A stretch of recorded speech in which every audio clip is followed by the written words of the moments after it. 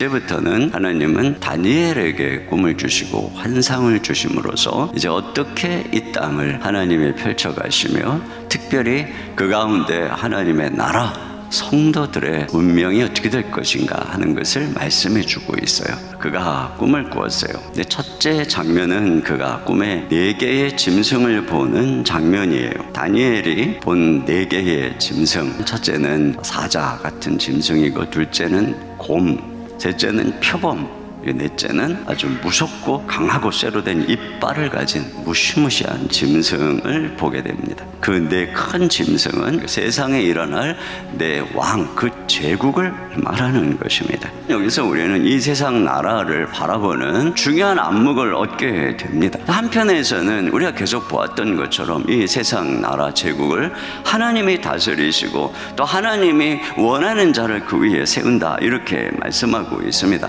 근데 또 다른 한편에서 보면 이 세상 나라는 짐승이고 배후에 사탄의 권세가 작동하고 있다라고 하는 것이죠. 그러니까 이 세상의 나라에는 이 두 가지 측면이 다 있는 것입니다. 그렇기 때문에 한편에서는 선을 행하고 의를 행하는 측면이 있고, 동시에 배후에는 악한 이 짐승들의 이 정력이 작동하는 그런 세상인 것이죠. 그래서 인간의 나라는 건설적인 아름다움을 나타내기도 하지만 파괴적인 악을 드러내기도 하는 것이고, 창조주의 영광을 반영하기도 하지만 신성모독의 악을 행하면서 성도들을 박해하기도 하는 이런 단면을 가지고 있는 것이며, 그걸 우리는 다니엘이 만난 이 바벨론 그리고 이 페르시아 제국을 통해서도 보게 되는 것입니다. 이게 엄청난 영적인 싸움이기 때문에 하나님께 기도해야 된다라고 하는 것이고, 다니엘과 세 친구처럼 이 교회가 하나님의 백성들이 그 시대 속에 빛을 비출 때에 그만큼 악이 번성하는 것을 제어할 수 있다라고 하는 것을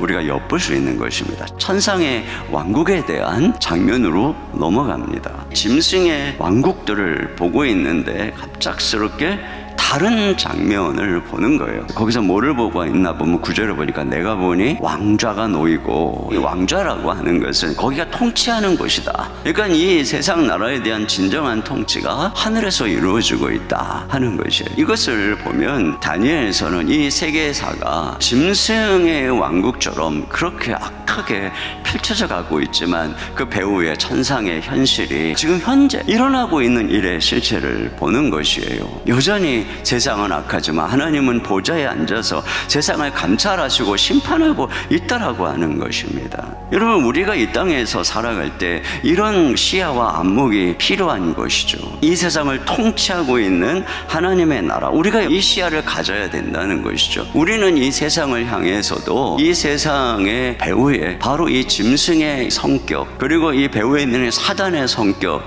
이걸 우리가 볼 수 있어야 되는 것이고, 동시에 이 천상적인 차원, 그 배후에 하나님의 통치가 이루어지고 있다고 하는 이것을 우리가 바라보아야 하는 것입니다. 그 다음에 이제 놀라운 장면이 또 등장을 하는데, 인자 같은 이가 나타나는 장면입니다. 내가 또 밤 한산 중에 보니 인자 같은 이가 하늘 구름을 타고 와서 옛적부터 항상 계신 이에게 나아가 그 앞으로 인도되매. 인자 같은 이가 하늘 구름을 타고 등장을 하는데, 그 인자 같은 이가 옛적부터 항상 계신 하나님 보좌에 나오는 것입니다. 그 앞에 서는 것입니다. 자, 그러면 인자 같은 이가 누굴까? 복음서를 잘 보면 예수님이 자기를 누구라고 지칭하냐면 인자라고 지칭합니다. 다니엘이 본 이 환상이 결국은 예수님에 대한 환상을 본 것이고, 예수님은 다니엘이 본 환상처럼 장차 구름을 타고 오실 것이며, 그분이 하늘 보좌에 앉아서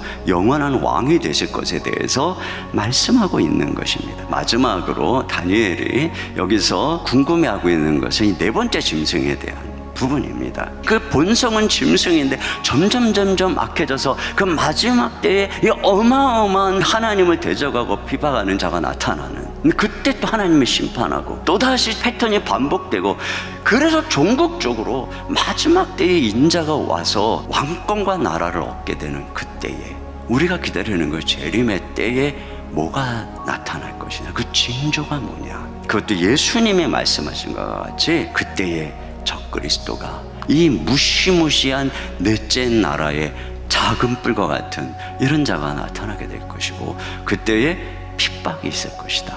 그렇게 지금 세상이 하나님의 백성과 전쟁을 벌이고 있다는 것을 보여주고 있는 것이에요. 이 땅은 짐승의 나라이고 이 땅이 하나님의 백성들을 박해하지만, 그러나 그 모든 것들을 바라보시고 통치하시는 하나님이 역사 속에서 그때 나타나서 박해 속에 있는 백성들을 구원해 주시고 심판해 주시는 그런 하나님의 통치가 있다. 그리고 이런 박해 속에 더 심해지는 고난에 지나가야 되는 터널이 있지만, 궁극적으로 하나님께서는 그 모든 악한 자들을 다 심판할 것이고 그 나라를 결국 성도들에게 주실 것이다 라고 하는 이 궁극적인 승리인 것이죠.